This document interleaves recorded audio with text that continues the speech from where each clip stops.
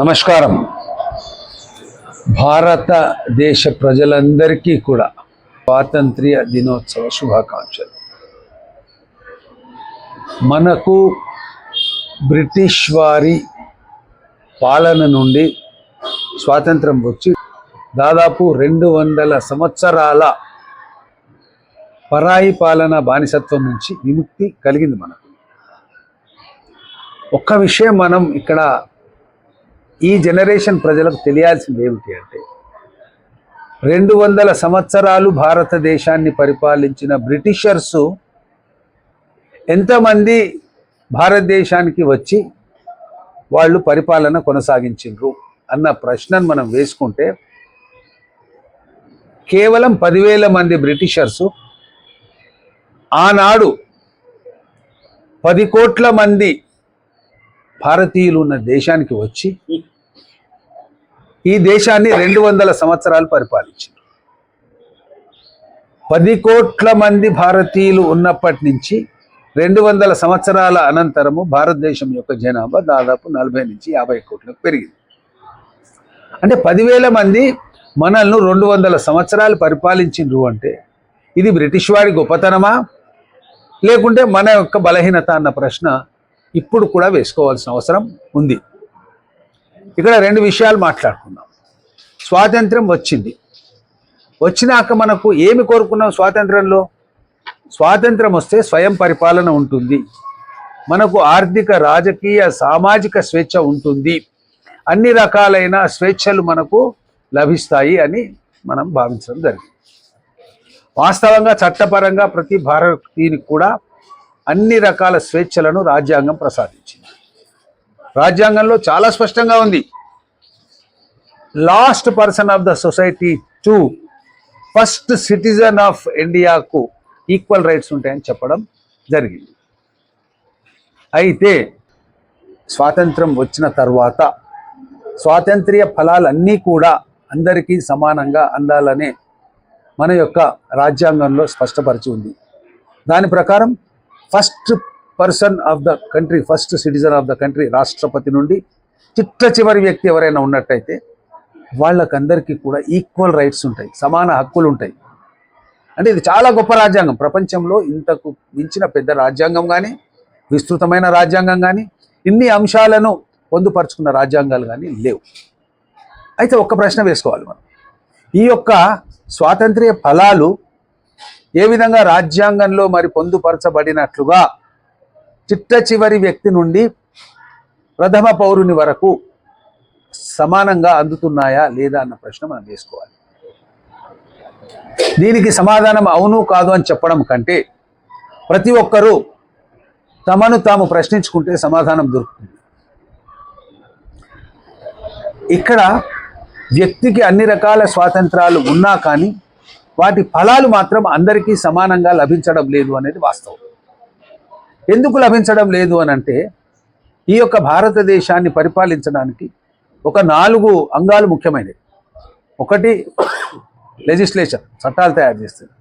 2 executive అంటే చట్టాలను అమలుపరచడం. 3వది న్యాయ వ్యవస్థ. 4వది పత్రికా వ్యవస్థ. ఇక్కడ 3, 4 అనేటివి మనము చివరగా మాట్లాడాల్సిన అంశాలు. లెజిస్లేచర్, ఎగ్జిక్యూటివ్ గురించి మాట్లాడినప్పుడు లెజిస్లేచర్ను కూడా కొద్దిసేపు పక్కన పడితే ఎగ్జిక్యూటివ్ గురించి మాట్లాడతాం. ఎగ్జిక్యూటివ్ అంటే చట్టాలను అమలుపరిచే యంత్రాంగం. ఈ యంత్రాంగం ఏంది?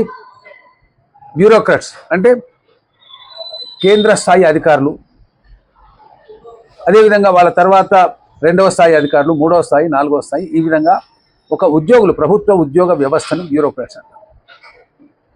ఇక్కడ ఈ ఫలాలు ఏ విధంగా అందుతున్నాయి అన్న దానికి ప్రభుత్వం యొక్క ఉద్దేశం సక్రమంగా ఉన్నా కానీ ఈ ఫలాల పంపిణీ అనేది అనుకున్నంత వేగవంతంగా, అనుకున్నంత సజావుగా, అనుకున్నంత పర్ఫెక్ట్గా జరగట్లేదు.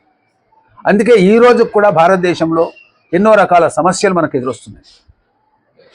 ముఖ్యంగా ఒక సామాన్య మానవునికి వారి యొక్క హక్కుల విషయంలో చాలా ఇబ్బందులు కలుగుతున్నాయి. స్వాతంత్ర ఫలాలు, ప్రభుత్వం అందించే ప్రతి ఫలం కూడా కింది లెవెల్ వరకు సక్రమంగా పోవడం లేదు. ఇది ఒక కారణం. 2వది, భారతదేశాన్ని మనం స్వాతంత్రం వచ్చినప్పుడు మనకున్న ఒక పరిస్థితి ఏమిటి అంటే, చాలా రకమైన కుల వివక్ష ఉండేది. ఈ కుల వివక్షను నిర్మూలించాలనే ఉద్దేశం మీద రిజర్వేషన్ సిస్టమ్ను తీసుకురావడం జరిగింది. రిజర్వేషన్ సిస్టంలో ముఖ్యంగా ఏమిటి అంటే అట్టడుగు వర్గాలను అట్టడుగు స్థాయి నుంచి మనము వాళ్లకు ఈ యొక్క బలాన్ని కలిగించినట్టయితే, అంటే ఉద్యోగపరంగా, రాజకీయ పరంగా, విద్యాపరంగా, అన్ని రకాలుగా ఆర్థిక పరంగా వాళ్ళను ఆదుకున్నట్టయితే ఒక 10 సంవత్సరాల్లోగా ఈ హెచ్చు తగ్గులు సమసిపోతాయన్న ఉద్దేశం మీద దాన్ని ఇంప్లిమెంట్ చేయడం, అమలు చేయడం జరిగింది. కానీ వాస్తవంగా 78 సంవత్సరాల తర్వాత కూడా రిజర్వేషన్ ఫలాలు అందని వాళ్ళు చాలా మంది ఉన్నారు. దాదాపు 50% మంది ఉన్నారు. ఇక్కడ ఎగ్జిక్యూటివ్ ఫెయిల్యూర్ గురించి మనం మాట్లాడుతున్నాం. రిజర్వేషన్ ఫలాలు ఎవరికి అందాలి? ఆకలైన వాడికి అన్నం పెట్టండి అన్నది రిజర్వేషన్ యొక్క ఉద్దేశం. కానీ ఇక్కడ తిన్నవాడే తింటున్నాడు, పెట్టిన వాడికే పెట్టడం జరుగుతుంది. అంటే కొందరు వ్యక్తులకు మాత్రమే ఇది రిపీటెడ్గా ఈ యొక్క రిజర్వేషన్ ఫలాలు అందుతున్నాయి. ఇది మంచిది చెడ్డది ఇప్పుడు ఈ 78 ఏళ్ళ వెనక మాట్లాడుకోవడం కాదు, కానీ భవిష్యత్తులో ఏం జరగాలని మాట్లాడుకోవడం మంచిది. ఈ యొక్క రిజర్వేషన్ అనేది సక్రమంగా అమలు చేసినట్లయితే ఈ రోజుకు అంటే 78 సంవత్సరాల నాటికి రిజర్వేషన్ సైకిల్ 3 ఇంతలు పూర్తయింది. ఎవ్రీ 25 ఇయర్స్ ఒక సైకిల్ పూర్తవుతుంది. ఈ రకంగా ఈ నాటికి 3 సైకిళ్ళు కంప్లీట్ అయ్యి 4వ సైకిల్కి వచ్చేవాడు. అంటే ఇంకా రిజర్వేషన్ ఫలాలు పొందేవాళ్ళు ఎవరు ఉండేవారు కారు.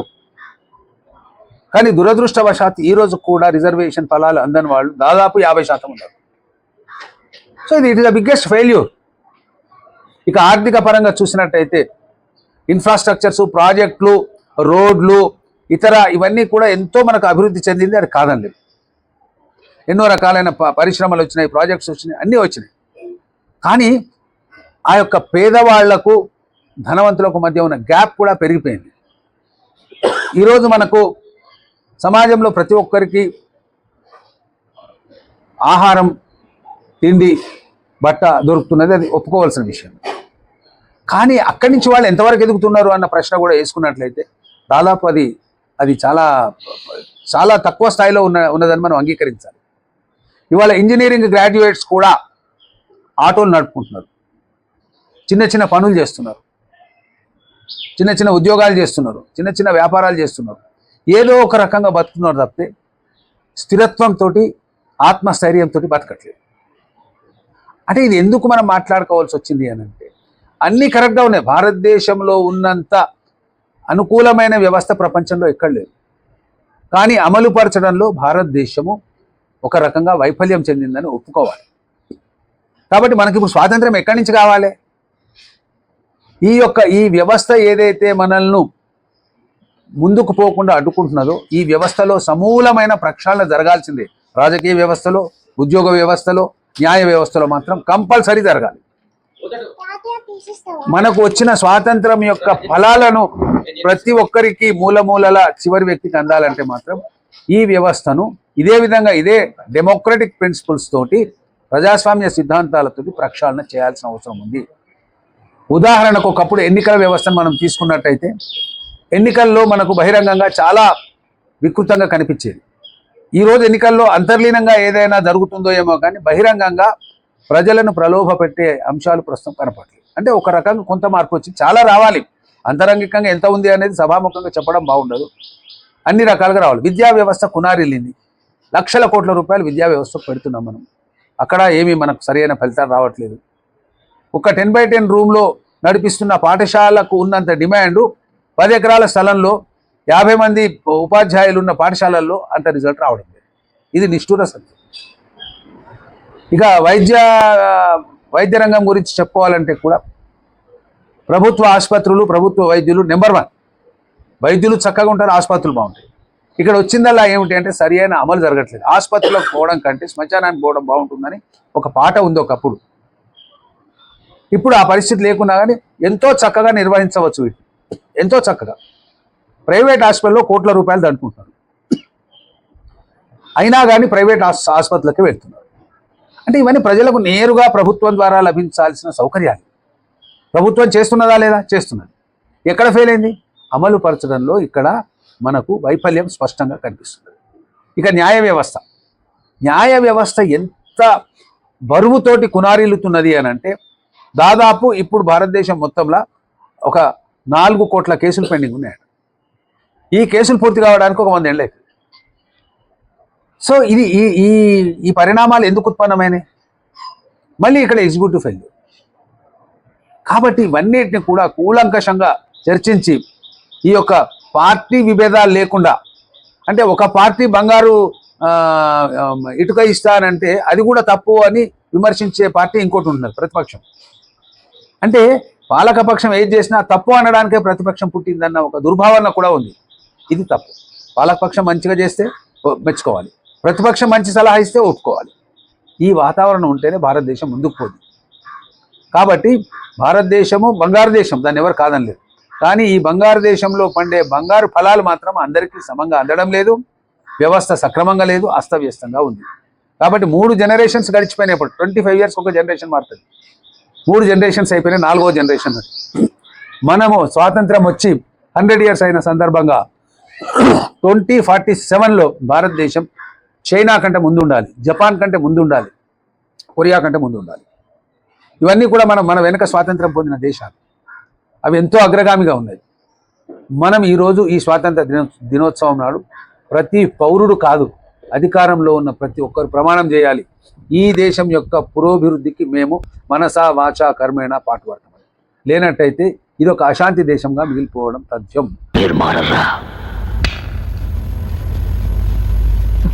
హత్యలు చేయడం తప్పే కాదు.